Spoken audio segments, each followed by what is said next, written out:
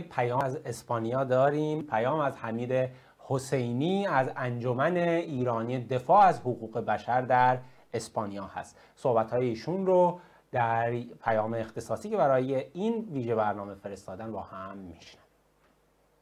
من حمید حسینی، سخنگوی انجمن ایرانی دفاع از حقوق بشر، در آستانه اول ماه می، روز بزرگداشت کارگران، این پیام تصویری رو برای شما بینندگان عزیز میفرستم و به طور فهرستوار مشکلاتی که امروز طبقه کارگر ایران باهاش درگیره بازگو میکنم. قبل از هر سخنی ادای احترام میکنم به یاد و خاطره کارگرانی که در ماه فروردین در معادن نقاط مختلف ایران به خاطر نبود تدابیر امنیتی از ناحیه کارفرمایان و همچنین ضعف مدیریتی جمهوری اسلامی در اثر سانحه در این معادن جان باختن.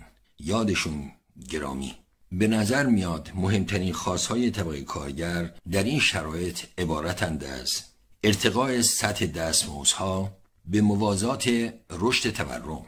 همه ما آگاه هستیم که تورم به نحو بی سابقه ای رشد میکنه و حتی روزانه است، ولی حقوق ایران این چنین نیست. جمهوری اسلامی ایران در تمام سالهای زمامداری خودش تلاش کرده تا نیروی کارو ارزانتر بکنه برای بهره‌وری بیشتر و بیشتر برای سرمایه گذاران. همکنون 57% از کارگران ایران، وقتی میگویم کارگران منظور از کارگران فکری و کارگران یدی است، فاقد قراردادهای رسمی هستند. کارگری که قرارداد رسمی نداره از ساختار بیمه‌های اجتماعی بیرونه و این امر محرومش میکنه از بسیاری از مزایای داشتن بیمه‌های اجتماعی. نرخ بیکاری در میان جوانان بین 18 تا 25 سال بیشتر از 50%. سالانه مطابق آمار خود دولت 1,300,000 کارگر صنعتی کارهاشونو به خاطر دستمزدهای پایین رها میکنن تا بتونن کارهای دیگری پیدا بکنن که بتونن مخارج خانواده‌شو تأمین بکنن. پرستاران حقوقی رو که دریافت میکنن بسیار پایینه و در بسیاری از موارد ماها میگذرد و دریافت حقوقشون به عقب میفته و شرایط بسیار دشواری دارن.